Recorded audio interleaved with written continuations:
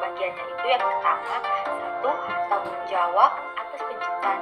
Dalam kitab Kejadian 1 ayat 28 sampai 31, Tuhan memberikan manusia tanggung jawab untuk mengelola dan memelihara bumi dengan segala isinya.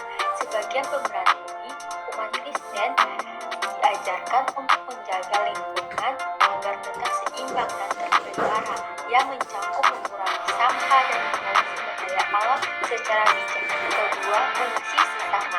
Dalam ajaran Kristen, mengasihi sesama, Matius 22 ayat 39. Krisis sampah seringkali berdampak pada kesehatan, kenyamanan masyarakat, terutama di lingkungan yang padat penduduk. Oleh karena itu, menjaga kebersihan lingkungan juga merupakan kasih sayang terhadap orang lain, terutama tentang terhadap polusi dan dampak negatif lainnya. Yang ketiga, menjaga keseimbangan alam. Alkitab juga menggambarkan alam sebagai penciptaan Tuhan yang indah, bijak, dan penuh hikmat. 4 ayat 24. Jadi krisis ekologi dan sampah adalah bentuk ketidakseimbangan yang perlu diperbaiki. Umat Kristen dipanggil untuk menjaga alam sebagaimana dari pelaksanaan kehendak Tuhan di bumi. Yang keempat, panggilan untuk bertindak. Ajaran Kristen untuk bertindak secara aktif dalam menghadapi masalah di dunia ini, termasuk krisis lingkungan. Yakobus 2 ayat 14-17.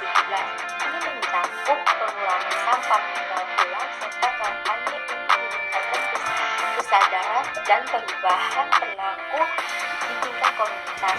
Dengan demikian, pandangan iman Kristen mendorong umat untuk melibatkan dan dalam usaha-usaha pelestarian lingkungan, menjaga kebersihan, dan bertindak secara bijak untuk mengurangi sampah yang merupakan bagian dari tanggung jawab bumi terhadap sesama.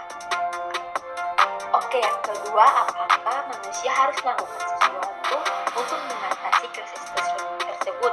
Ya, jadi menurut saya manusia harus melakukan sesuatu untuk mengatasi krisis tersebut. Contohnya krisis sampah yang saya ambil ini. Jadi ada beberapa yang harus diperhatikan atau langkah yang harus dilakukan untuk mengatasi krisis tersebut. Yang pertama, pengurangan sampah. Mengurangi penggunaan barang sekali pakai seperti plastik dan memiliki produk yang lebih ramah di lingkungan. Yang kedua, daur ulang dan mengolah sampah. Meningkatkan sistem daur ulang dan mengolah sampah yang efisien agar sampah tidak berakhir di tempat pembuangan akhir. Yang ketiga, pendidikan dan kesadaran lingkungan. Meningkatkan kesadaran masyarakat tentang pentingnya pengolahan sampah yang baik dan dampak buruk dari sampah yang tidak terolah. Yang keempat, inovasi teknologi. Mengembangkan teknologi yang dapat mengubah sampah menjadi bahan baku yang berguna pada mengurangi polusi sampah. Kelima, kebijakan pemerintah. Jadi pemerintah harus membuat kebijakan yang mendukung pengolahan sampah yang berkelanjutan seperti regulasi yang mendorong penggunaan bahan ramah lingkungan dan mengurangi sampah plastik. Oke, yang ketiga itu apakah saja dampak yang terjadi dalam krisis ekologi yang saya ambil. Jadi krisis ekologi sampah yang memiliki dampak yang sangat luas dan serius terhadap lingkungan, kesehatan manusia serta ekonomi. Jadi ada beberapa dampak yang terjadi antara lain satu, polusi lingkungan. Sampah yang tidak dikelola dengan baik dapat mencemari tanah, air, dan udara. Yang kedua, kerusakan ekosistem keanekaragaman hayati. Sampah yang terbuang di alam, terutama plastik, dapat membunuh atau merusak habitat sebagai perusak habitat. Ya Ibu, isu yang saya ambil saat ini adalah kerusakan lingkungan karena sampah. Jadi alasan mengapa saya ambil isu tersebut karena beberapa alasan. Alasan pertama yaitu kerusakan lingkungan yang parah. Sampah merupakan salah satu penyebab utama kerusakan lingkungan dan pencemaran air, tanah, dan udara. Yang kedua itu dampak kesehatan. Jadi sampah yang tidak dikelola dengan baik menyebabkan penyakit seperti diare dan penyakit lainnya. Yang kedua, keterlibatan masyarakat. Jadi isu sampah ini kurangnya kepedulian aktif terhadap sampah ini. Jadi masyarakat sangat tidak peduli tidak peduli sampah. Jadi banyak masyarakat yang membuang sampah sembarangan. Padahal sampah tersebut harus dibuang pada tempatnya. Kerusakan lingkungan karena sampah ini juga sangat pengaruh bagi lingkungan dan masyarakat. Jadi dampak pada lingkungan yaitu pencemaran air. Sampah yang tidak diolah dengan baik dapat mencemari sumber daya air, sungai dan lautan. Yang kedua, pencemaran tanah. Sampah yang tidak diolah dengan baik dapat merusak struktur tanah dan mengurangi kesuburan tanah. Yang yaitu polusi udara. Jadi pembakaran sampah dapat menyebabkan gas berbahaya seperti CO2, CH4. Yang keempat, perubahan iklim. Sampah yang tidak diolah dapat meningkatkan emisi gas dan rumah kaca. Jadi ada dampak sosial dan kesehatan. Yang pertama, penyakit. Sampah yang tidak diolah dapat menyebabkan penyakit seperti diare dan penyakit lainnya. Yang kedua, kematian. Polusi udara dan air dapat menyebabkan kematian. Yang ketiga, kerusakan ekonomi. Jadi kerusakan lingkungan dapat mengurangi pendapatan dan kesempatan kerja. Yang keempat, konflik sosial. Sampah dapat menyebabkan konflik antara komunitas dan pemerintah. 5. Kualitas hidup. Lingkungan yang tercemar dapat mengurangi kualitas hidup dan kenyamanan masyarakat. Jadi sekarang kita masuk penyebab utama.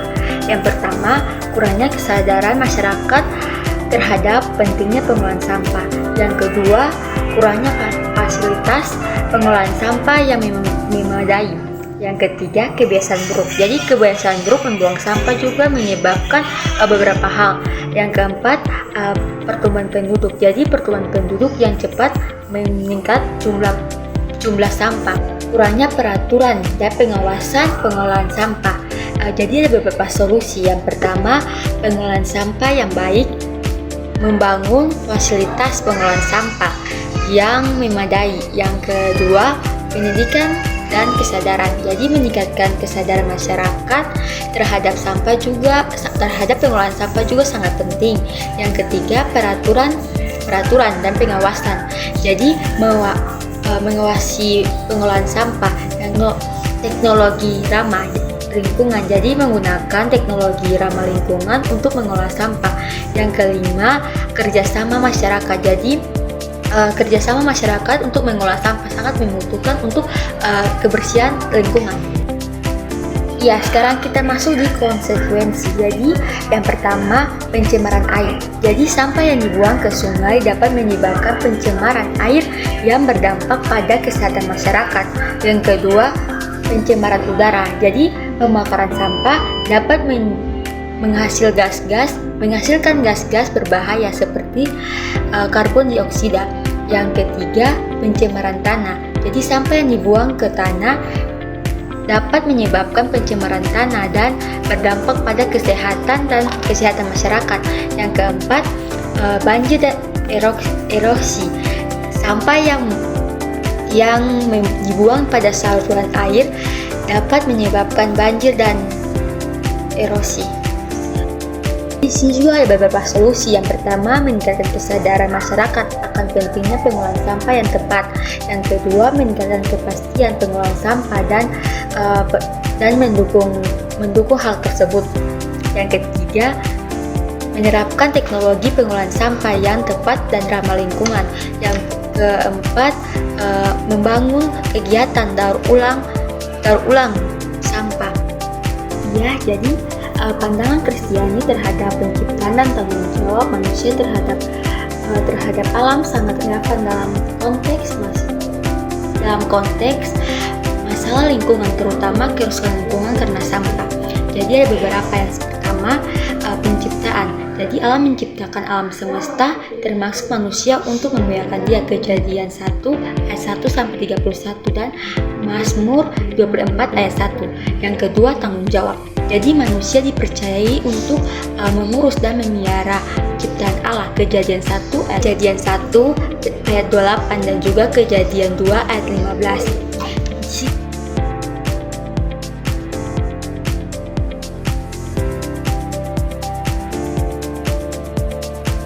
Jadi ada beberapa prinsip Kristen dalam mengatasi kerusakan lingkungan. Yang pertama, kesadaran dan kehadiran Allah, mengakui bahwa alam semesta adalah ciptaan Allah. Yang kedua, tanggung jawab, jadi mengurus dan memelihara alam semesta, perwakilan alam.